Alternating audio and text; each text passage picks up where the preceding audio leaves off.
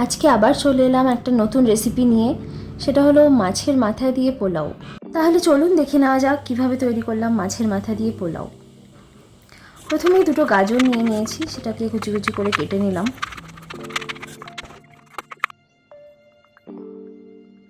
দুটো পেঁয়াজ নিয়ে নিয়েছি, সেটাকেও কুচি কুচি করে কেটে নিতে হবে।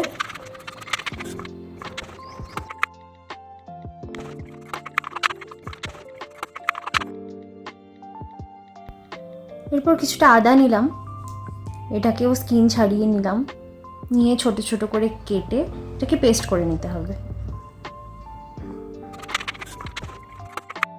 এরপর কাতলা বা রুই মাছের মাথা 2 কি 3 পিস, যেরকম আপনাদের চাল আছে সেরকম পছন্দ মতো আপনারা নিতে পারেন। তবে কাতলা মাছের মাথা দিয়ে করলেই এই রেসিপিটা খুবই স্বাদ হয়। এরপর নিয়ে নেব 4 বাটি গোবিন্দভোগ চাল। গোবিন্দভোগ চালের একটা সুন্দর গন্ধ আছে, সেই জন্য এটা আরও ভালো লাগে পোলাওটা। কিন্তু আপনারা যদি বিরিয়ানি রাইস বা অন্য কোনো চাল দিয়ে করতে চান সেটাও করতে পারেন। এরপর দিয়ে দেব 2 চামচ আদা বাটা। আদা বাটার থেকে যে জলটা ছিল সেটাও দিয়ে দিয়েছিলাম। এরপর স্বাদ মতো লবণ দেব।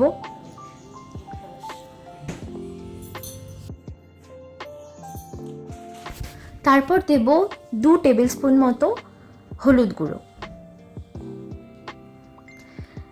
1 চামচ বা 2 চামচ ঘি, বা চাইলে আপনারা বেশি ঘিও দিতে পারেন। তারপর সেটাকে ভালো করে মেখে নিতে হবে চালটাকে।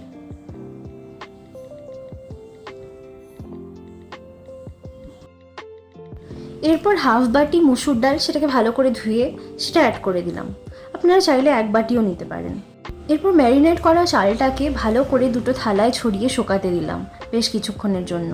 কিছুটা তেল কড়াইতে দিয়ে গাজর আর বিনস কুচিগুলোকে ভেজে নিলাম ভালো করে। আমি খুব একটা তেল পছন্দ করি না, তাই কম তেলেই রান্নাটা করি।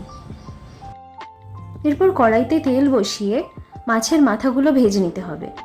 তেলের মধ্যে সামান্য পরিমাণ লবণ মেশালে মাছ ভাজার সময় সেগুলো ফাটে না।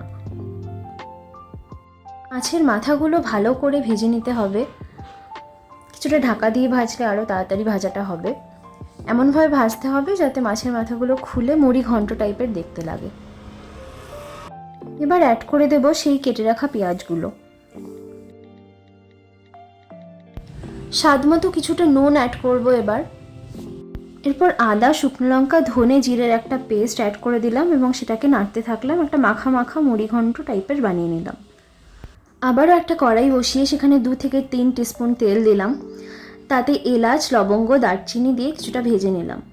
এরপর কিছুটা ঘি অ্যাড করে তাতে আগে থেকে ভিজিয়ে রাখা কিশমিশ, কাজুগুলো দিয়ে সেটাও কিছুটা ভেজে নিলাম। তারপর ম্যারিনেট করে রাখা চাল আর ডালের মিক্সচারটা অ্যাড করে দিতে হবে এবং সেটাকে ভালো করে নাড়তে হবে কিছুক্ষণের জন্য। এরপর মুড়ি ঘন্ট এবং ভেজে রাখা ভেজিসগুলো অ্যাড করে ভালো করে নাড়তে হবে কিছুক্ষণের জন্য।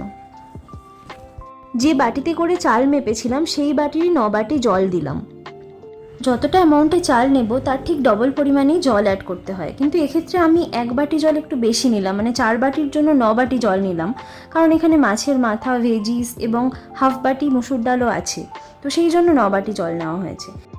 এরপর ঢাকনা দিয়ে খুব লো ফ্লেমে 20 মিনিটের জন্য রান্না করে নিতে হবে। তারপর 20 মিনিট পর ঢাকনাটা খুলে জাস্ট একটু নাড়িয়ে নিয়ে আবার 5 মিনিটের জন্য রান্না করে নিলেই তৈরি হয়ে যাবে সুস্বাদু স্বাদের মাছের মাথার পোলাও।